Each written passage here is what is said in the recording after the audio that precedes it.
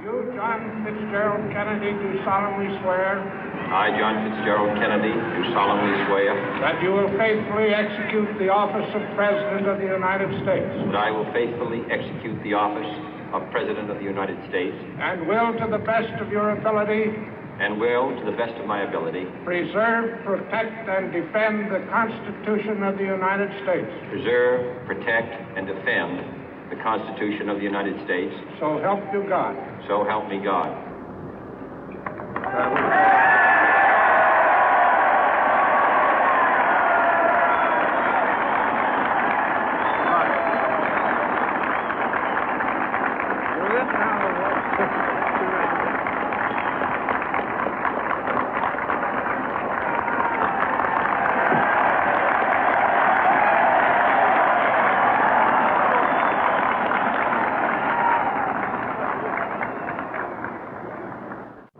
Vice President Johnson, Mr. Speaker, Mr. Chief Justice, President Eisenhower, Vice President Nixon, President Truman, Reverend clergy, fellow citizens.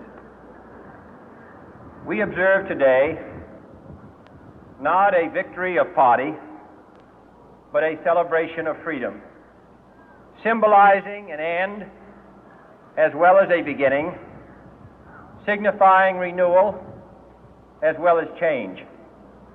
For I have sworn before you and Almighty God the same solemn oath our forebears prescribed nearly a century and 3/4 ago. The world is very different now, for man holds in his mortal hands the power to abolish all forms of human poverty and all forms of human life. And yet the same revolutionary beliefs for which our forebears fought are still at issue around the globe. The belief that the rights of man come not from the generosity of the state, but from the hand of God. We dare not forget today that we are the heirs of that first revolution. Let the word go forth from this time and place to friend and foe alike that the torch has been passed to a new generation of Americans born in this century, tempered by war, disciplined by a hard and bitter peace, proud of our ancient heritage, and unwilling to witness or permit the slow undoing of those human rights to which this nation has always been committed and to which we are committed today at home and around the world.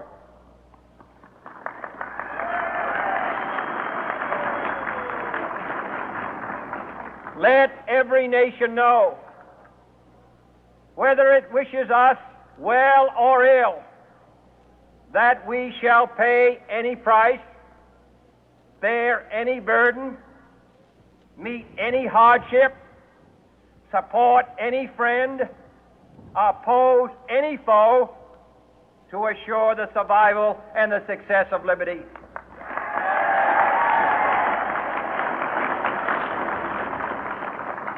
This much we pledge and more.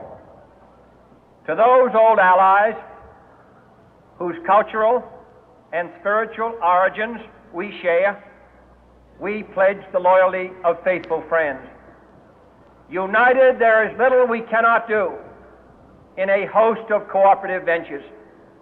Divided, there is little we can do, for we dare not meet a powerful challenge at odds and split asunder. To those new states whom we welcome to the ranks of the free, we pledge our word that one form of colonial control shall not have passed away, merely to be replaced by a far more iron tyranny. We shall not always expect to find them supporting our view, but we shall always hope to find them strongly supporting their own freedom, and to remember that in the past, those who foolishly sought power by riding the back of the tiger ended up inside.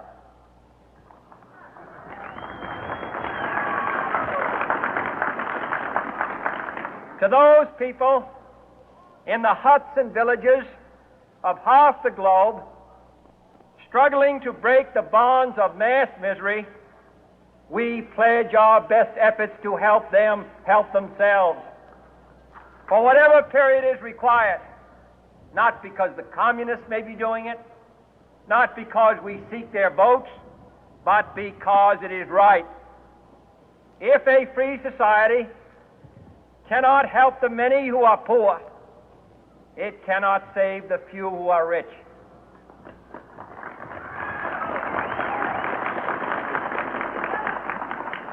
To our sister republics south of our border, we offer a special pledge to convert our good words into good deeds, in a new alliance for progress, to assist free men and free governments in casting off the chains of poverty. But this peaceful revolution of hope cannot become the prey of hostile powers. Let all our neighbors know that we shall join with them to oppose aggression or subversion anywhere in the Americas. And let every other power know that this hemisphere intends to remain the master of its own house.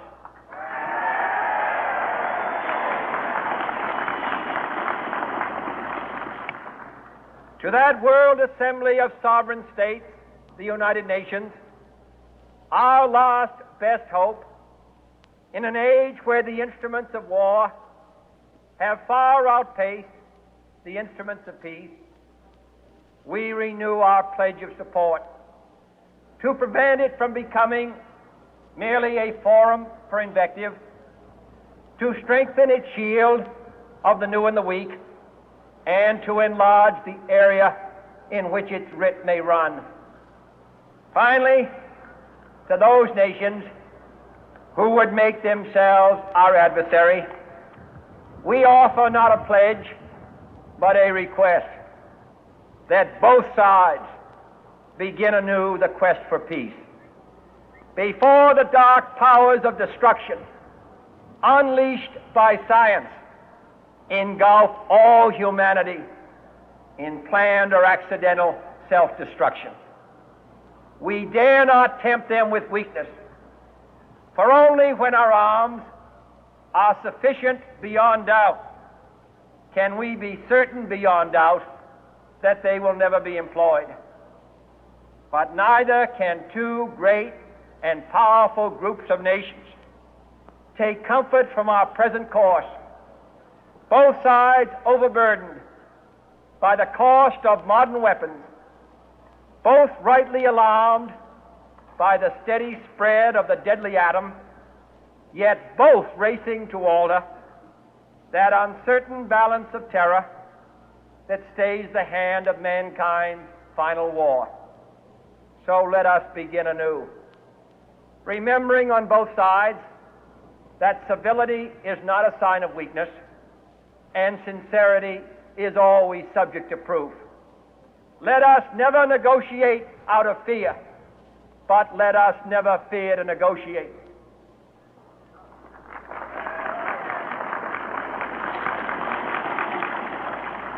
Let both sides explore what problems unite us, instead of belaboring those problems which divide us.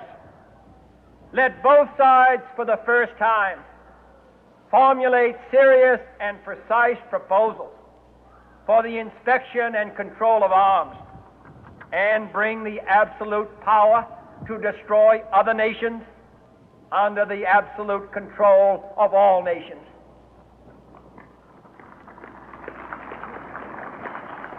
Let both sides seek to invoke the wonders of science instead of its terrors.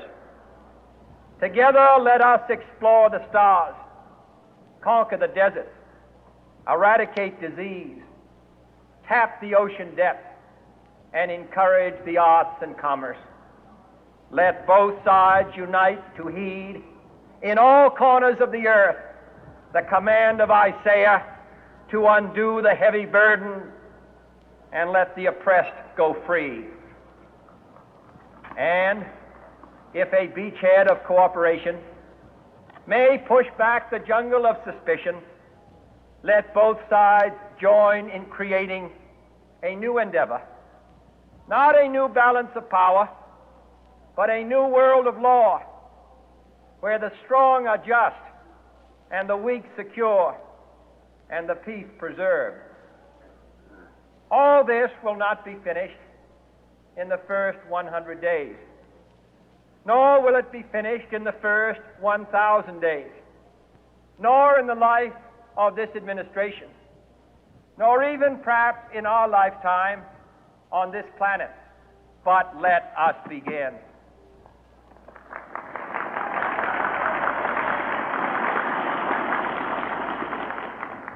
In your hands, my fellow citizens, more than mine, will rest the final success or failure of our course.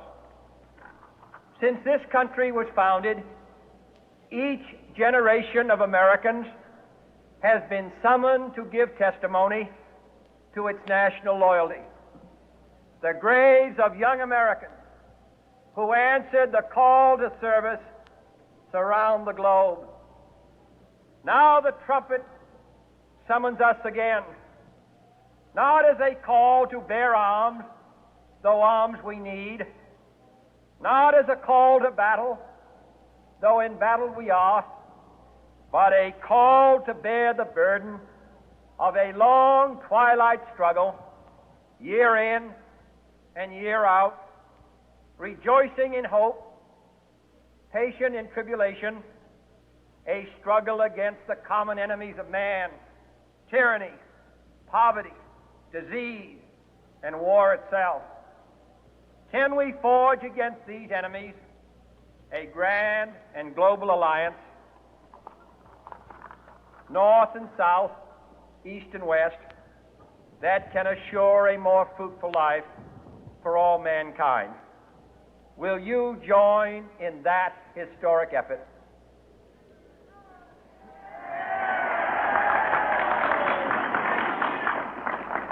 In the long history of the world, only a few generations have been granted the role of defending freedom in its hour of maximum danger.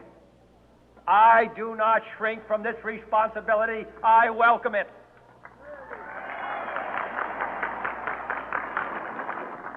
I do not believe that any of us would exchange places with any other people or any other generation. The energy, the faith, the devotion which we bring to this endeavor will light our country and all who serve it. And the glow from that fire can truly light the world.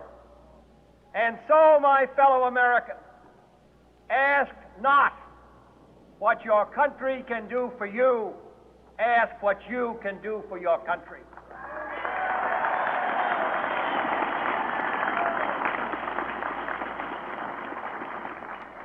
My fellow citizens of the world, ask not what America will do for you, but what together we can do for the freedom of man.